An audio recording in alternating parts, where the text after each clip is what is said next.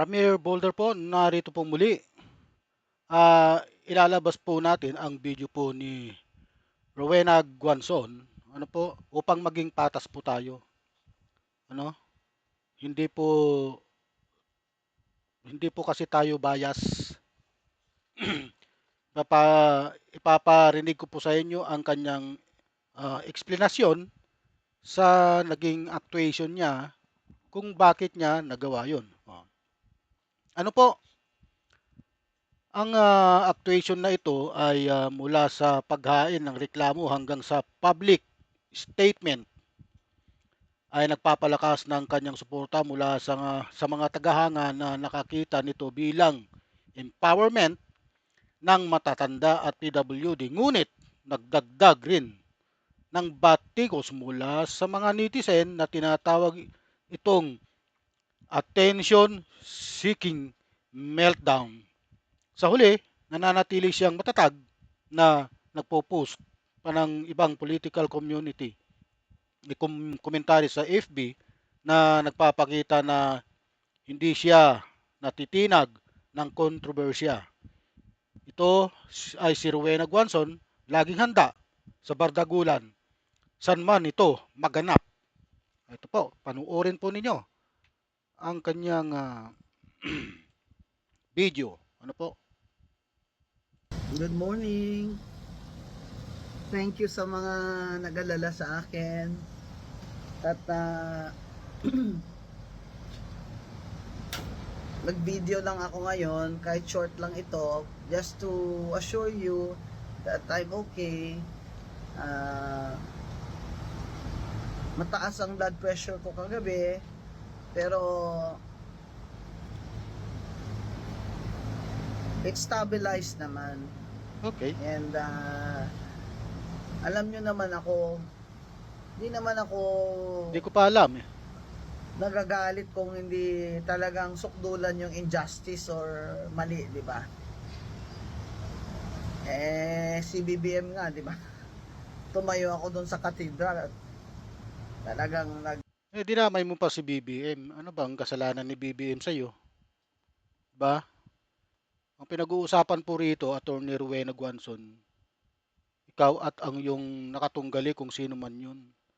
Huwag nyo nang idamay si PBBM dito sa gulong ito. Ano? speech ako doon na halos walang pahinga na.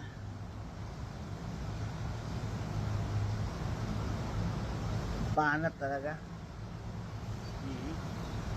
Ito,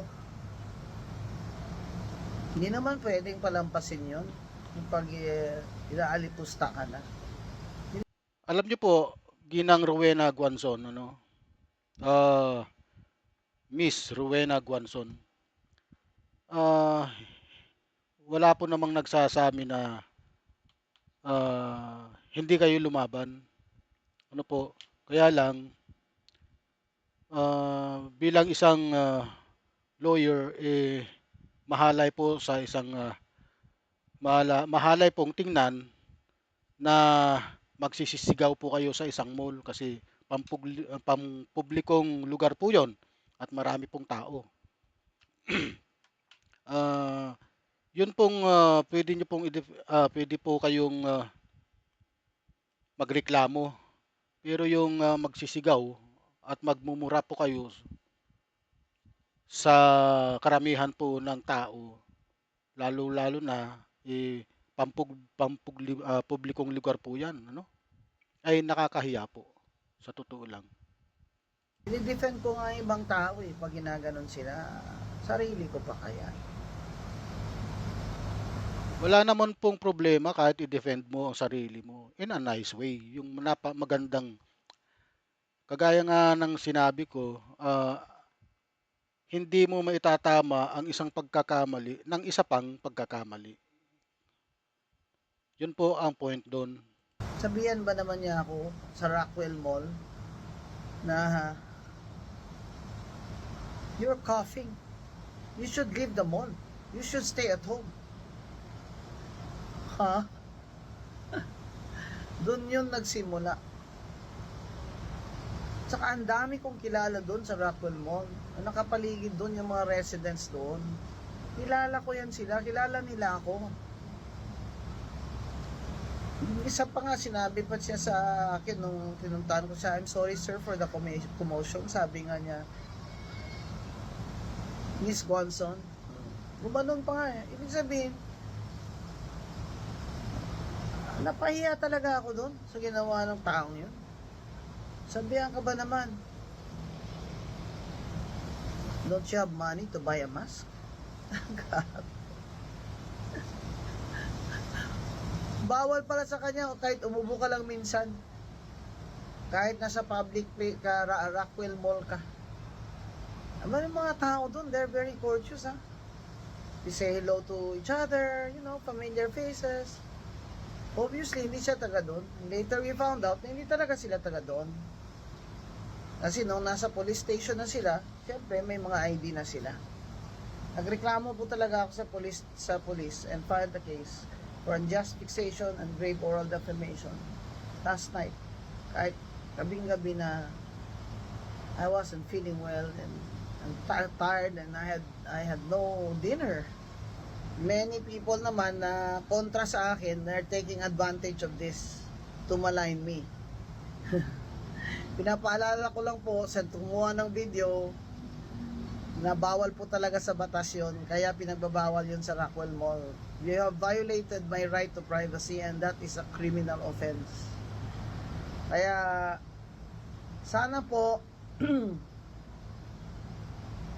pag nakita nyo yung video ko later, maybe later this afternoon, ay mas makita nyo yung yung buong katotohanan and story, and you can comment and if you like to defend me in any Facebook post. Thank you very much. I'm okay. I'll just rest today. Okay. Yan po ang mga paliwanag ni Attorney Rowena Guanzon, ano, sa mga nakalipas na Today tagpo, ano? in any Facebook post. Yan po ang kanyang paliwanag. Bahala na po kayo. Kung gusto niyo siyang kampihan, kampihan nyo. Kung ayaw nyo naman, okay lang. Wala pong problema dyan.